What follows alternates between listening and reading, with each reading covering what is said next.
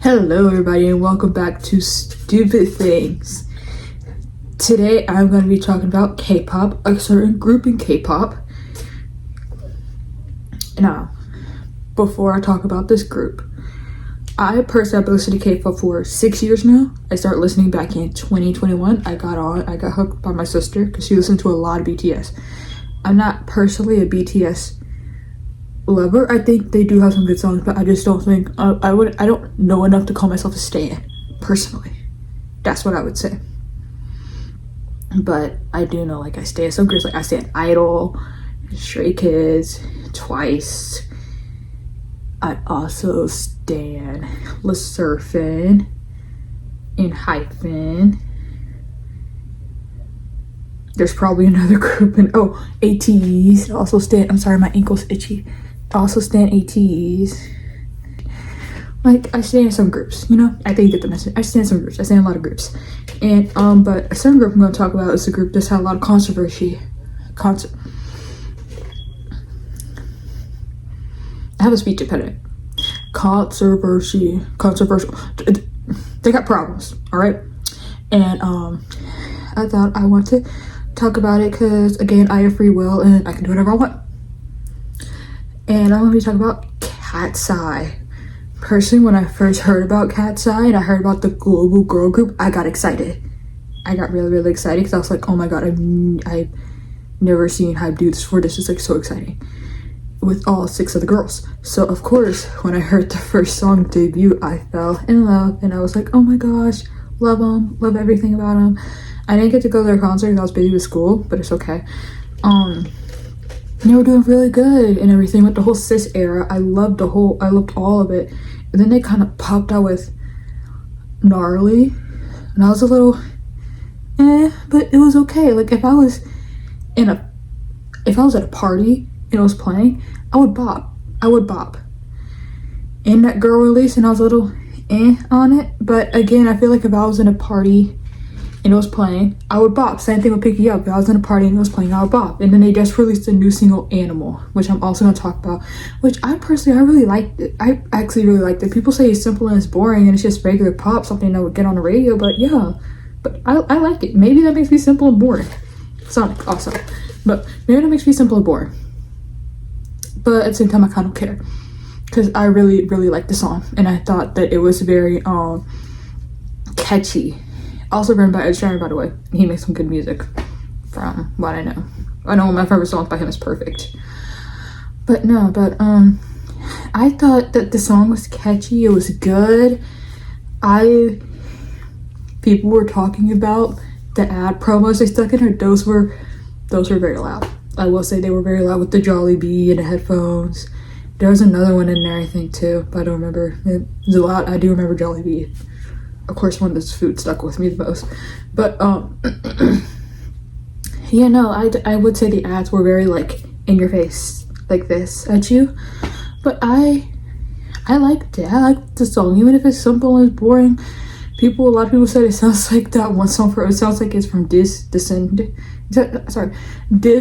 like it would be from Disney or Hotel Transylvania. Disney has a little on Hotel Transylvania. I could see it. Like, I'm in love with a monster, that song, I did see.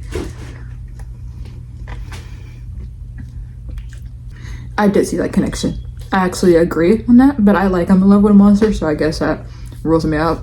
Part of why I like the song. I like that song too. But I think people are being a little harsh on it, honestly, because I would give the song a solid 7 out of 10, in my opinion. But then again, that's just my opinion. Some people want more deep songs with deeper lyrics, and the lyrics aren't that deep. They aren't. It's like a fun thing to bop to when you're in the car. You're like, ooh, ooh. That's what I would be able to like in the car. But besides Animal, a lot of other things have been talked about in the group, about the girls fighting, the girls hating each other, certain members hating each other, people speaking over Yuche, and also the biggest one of all, Manon's hiatus. And I want to start talking about Manon's hiatus. When I first heard the girl went on hiatus, I was kind of like, oh, okay. So being somebody who's been listening to K-pop for 6 years, hearing somebody's on hiatus, I'm kind of like, Oh, okay, yeah, sure, she's going on hiatus for her health. She was getting sick a lot during tour. Makes sense. She'll be back in like a month, maybe 2, maybe 3, maybe 4. You know, some hiatus just go that long. But after the birthday post, I'm not saying like them not commenting on it and stuff is shady. Nothing against them. I don't know what goes on between the 6 of those girls behind closed doors. No idea.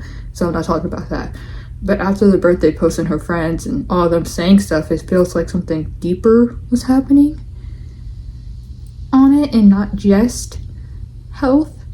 Because people were talking about how she says she's healthier and better than ever. I don't know if that connects anything. I don't know. I don't want to put speculations anywhere.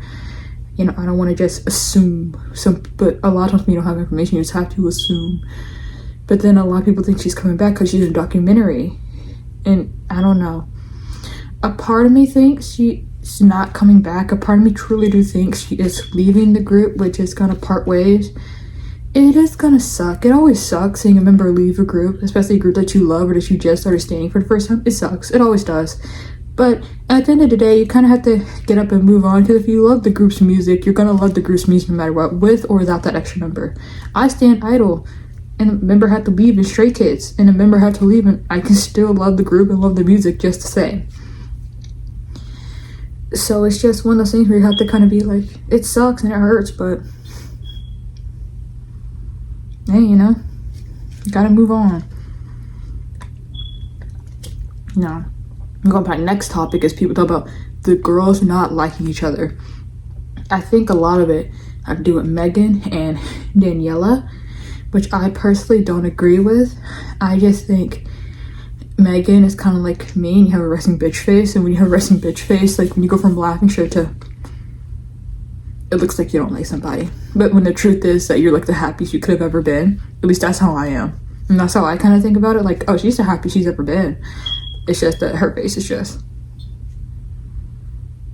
like mine. So, you know, that's how I kind of see it. And people talk about them speaking over, I guess the dance practice when they did Iconic by mistake. People were looking at that, and I'm like, well, I don't know, guys. You never know. Like, I'm not saying these girls will get in a fight. I mean, you have to be around each other to practice. I don't think they let you get out. I don't know. But you don't have to be around each other to practice. But I do truly think they are friends. At least I think they're friends. I like to hope they're friends. And yeah, but I don't think the girls hate each other. I do think they have days they get each other's nerves, because that's what friends do. Friends get on your nerves, man. My sister, my siblings, if they're like sisters, like my sister, she gets on my nerves a lot. And actually, not a lot. I get on her nerves more. I do bother her more. But siblings can get on your nerves. Like friends could also get on each other's nerves. I probably get on my friends' nerves. I could be annoying. All right. That's just how it is. But I'm not going to sit there and say they hate each other, because I don't know what happens behind closed doors.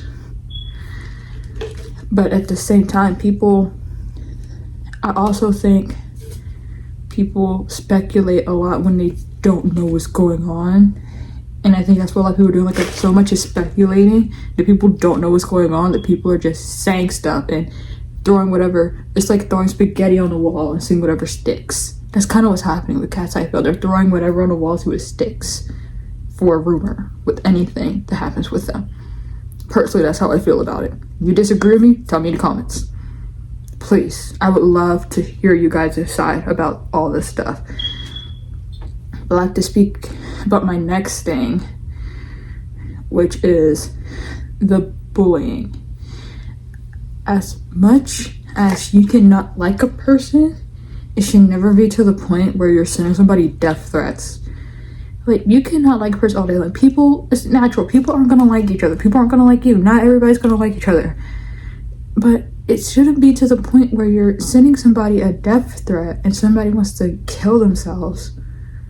Like, it should never, ever get to that point. Should never get to that point. I feel like constructive criticism is one thing. That's one thing. But sending hate, like, oh, I hate Laura's hair, or I think that Daniela is over dancing. Like, that's not some. I don't. Well, that might be a criticism. I don't know. But you know what I mean, by going into somebody's DMs and saying something that says, I hope that you die and that you do this and this to yourself because I just hate you. Like, nobody should ever be on your nerves that bad for somebody you don't like to hate. Nobody, nobody, and like nobody in any world should bother you so much to the point that you want them. Actually, no. Some people do, because there's one person I think who should be off this earth. So I take that back. But let me say this, at least when it comes to music, right? There shouldn't be people when it's just making music that you just wanna, well, I guess somebody you don't really know, you just have beef with, you shouldn't really send death threats. Because I cannot, like, there are so many celebrities that I don't like, but I'm not over here sending them death threats. But I don't like them. They don't know me, and I don't know. But it's I feel like it's not worth it, because digital footprint's a thing. And what if, you know, I know it's like impossible, but what if, like, what if your one thing that you said really sticks with somebody and actually makes them wanna themselves? And that's just not a good thing to do. I don't think anybody should bully. I don't like bullying at all. I just don't think it's fun. Sorry to anybody who does. I guess, I don't know.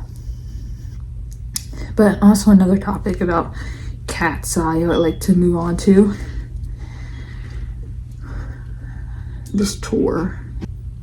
I'm sorry. The tour that's happening. I personally feel like if you don't have even an album, what are you kind of performing? Not saying I don't have enough stuff to perform, but I feel like a lot of stuff might get reused, like the gnarly dance break. It was really good, but I feel like now it's kind of overdone, overused. It's been, how long? Almost a year? Yeah, I feel like a lot of people probably want something new. So I hope they have something new, because I know they don't have even albums. They have a lot of EPs, but not a album. So I hope that they can pull something together and make it work, you know? Fingers crossed for them.